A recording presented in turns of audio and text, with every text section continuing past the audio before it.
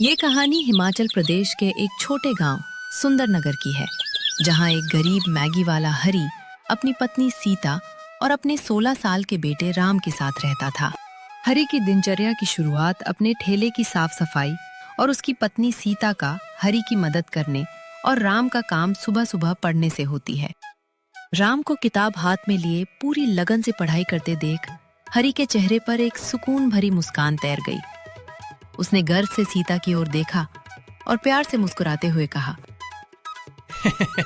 देख रही हो सीता, हमारा राम कितनी मेहनत कर रहा है। ठंड हो या रात का अंधेरा, इस छोरे ने कभी अपने लक्ष्य से ध्यान नहीं हटाया। भले ही हम इसे महलों जैसी सुख सुविधाएं नहीं दे पा रहे हैं, लेकिन इसकी ये लगन देखकर मेरा दिल गदगद हो जाता है। मुझे पूरा यकीन है, एक दिन यही राम हमारी इस गरीबी के पन्ने पलट देगा और हमारा नाम ऊंचा करेगा। हरी की बात सुनकर सीता का दिल भी गर्व से भर आया और उसने मुस्कुराते हुए कहा, हाँ जी, आप ठीक कह रहे हैं। भगवान ने हमें भले ही धन दौलत न दी हो, पर ऐसा होनहार बेटा दिया है जो हमारी हर मुश्किल को अपनी मेहनत से हरा देगा। बस हमें इसकी राह में कोई रुकावट नहीं आने देनी है। जी हाँ सीता, कोई बाधा नहीं आएगी। मैं बस अपने ठेले को ले जाने की तैयारी करता हूँ। तुम तब तक राम के लिए गर्मा गर्म खाने का डिब्बा पैक कर दो। आज रेहड़ी पर निकलने से पहले मैं खुद राम को उसके स्कूल छोड़ता हुआ जाऊंगा। जैसे ही हरी राम के स्कूल के पास पहुंचा तो राम ने अपने पिता से बहुत आदर के साथ बोला, बाबूजी, आप मेरे लिए दिन रात इतनी मेहनत करते हैं और रोज मुझे अपने ठेले पर यहाँ तक छोड़कर जाते हैं। उसके लिए आपका बहुत बहुत धन्यवाद। आप बिल्कुल चिंता मत कीजिएगा, मैं मन लगाकर पढ़ाई करूँगा और एक दिन आपकी ये सारी मेहनत का मान रखूँगा।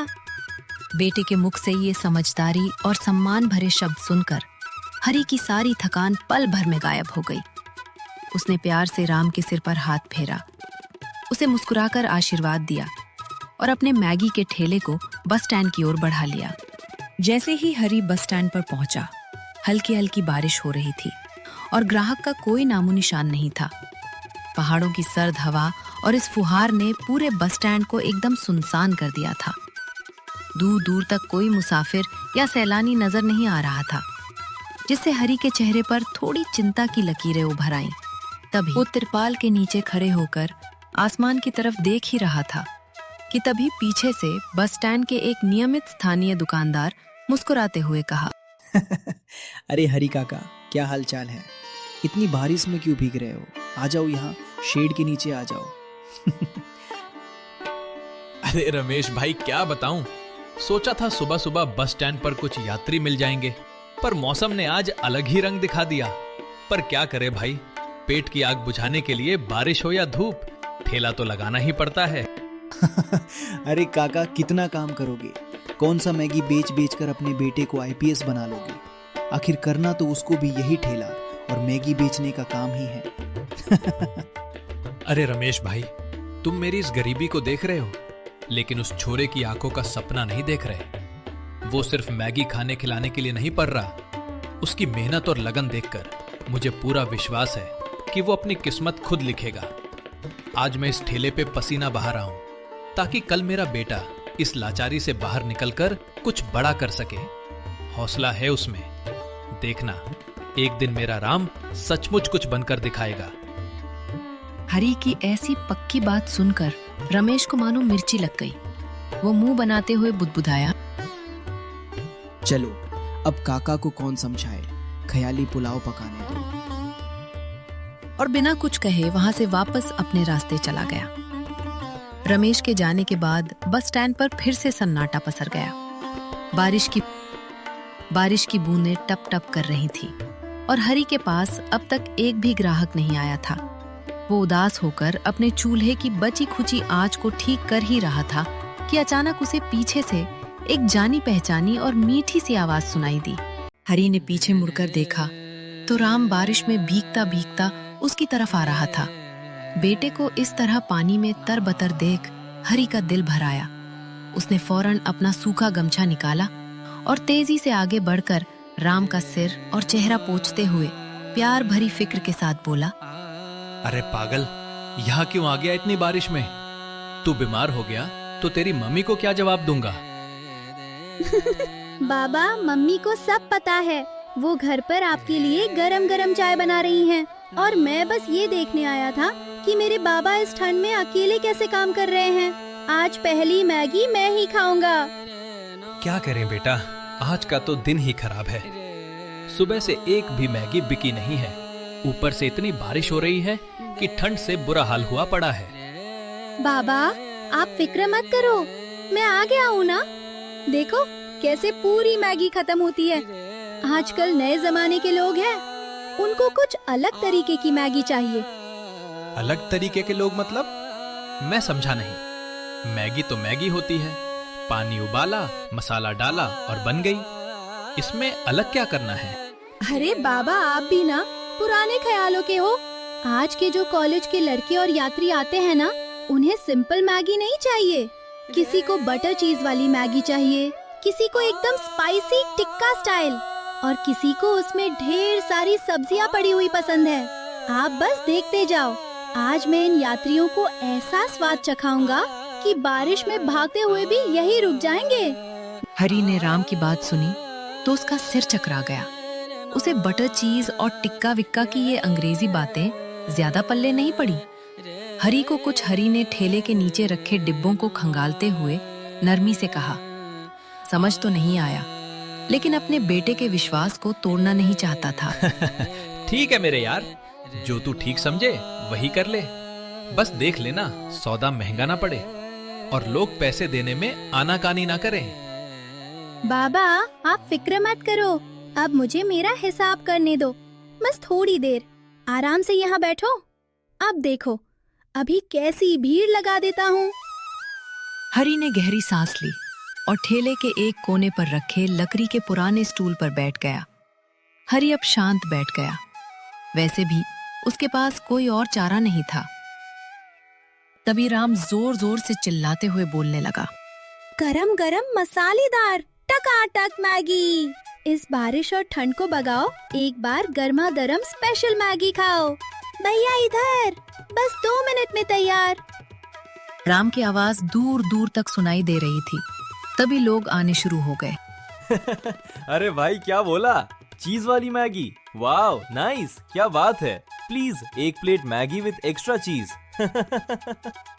शहर से आए उन दोनों आदमियों का ऑर्डर लेते हुए राम ने फुर्ती दिखाई। उसने हरी को इशारा किया कि बस 1 मिनट में सब संभाल लेगा। फिर उस गोल मैगी के गुंबद पर एक पूरी चीज की स्लाइस प्यार से रखी, जिसे देखते ही ग्राहक के चेहरे पर चमक आ गई। ये लीजिए सर, गर्मा गर्म मैगी विद एक्स्ट्रा चीज। हरी के बगल में खड़े एक अन्य स्थानीय व्यक्ति ने राम की फुर्ती, उसका आत्मविश्वास और ग्राहकों को संभालने का ऐसा गजब का हुनर देखा तो उससे रहा नहीं गया।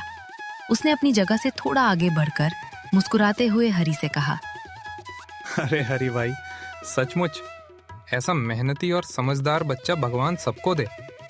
आज तो इस बारिश में तूने बाजी ही पलट दी। लड़का तेरा सोने का निकला है।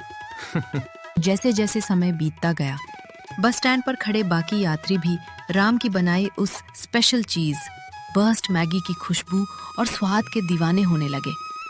धीरे धीरे बहुत से लोग मैगी लेके जाने लगे और हरी हैरान था कि इतने सालों में इतनी ज्यादा मैगी आज तक नहीं बेची जितनी राम ने एक दिन में बेच दी।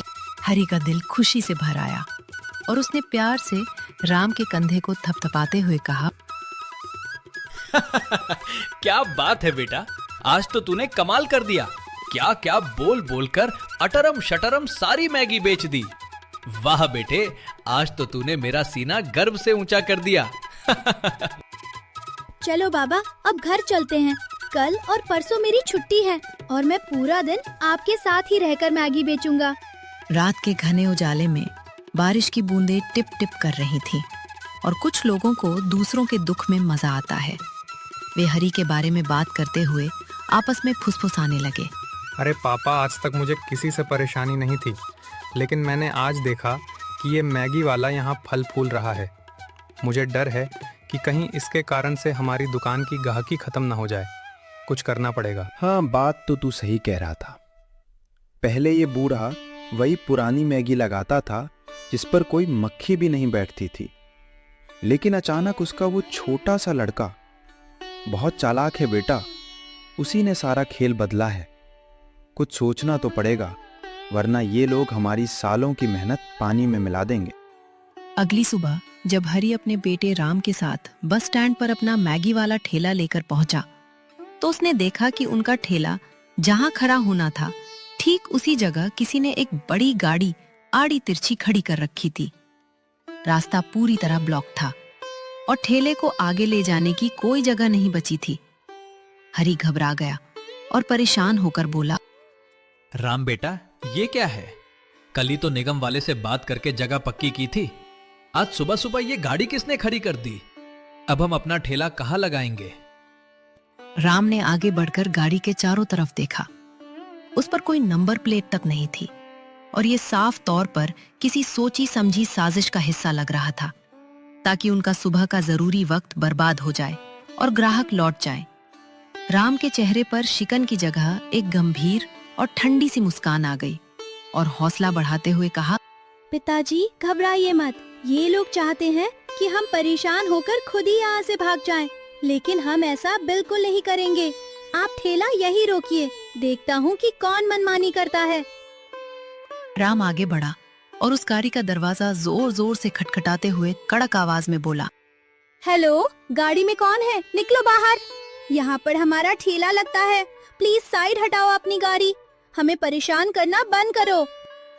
काफी देर तक खटखटाने के बाद गाड़ी की खिड़की का शीशा धीरे से नीचे सरका।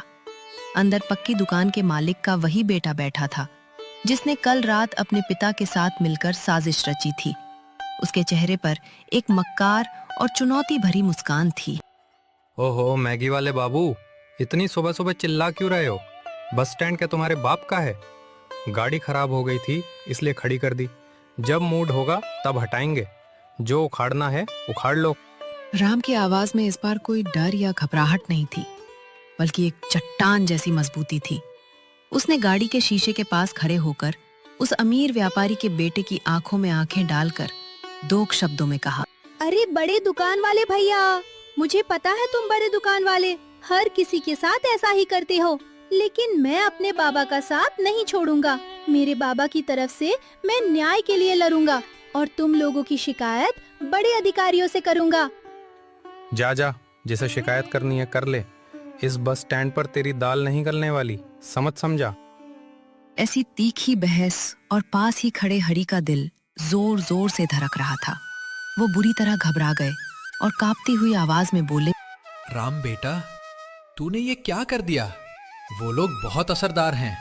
शहर के बड़े दुकानदारों और नेताओं से उनकी उठना बैठना है। बाबा आप टेंशन न लो, मैं अभी जाकर बड़े अधिकारी से मिलकर आता हूँ और हमने जो कागज बना रखा है उनको दिखाता हूँ और फिर इनको पता लगेगा, या तो ये रहेंगे या हम।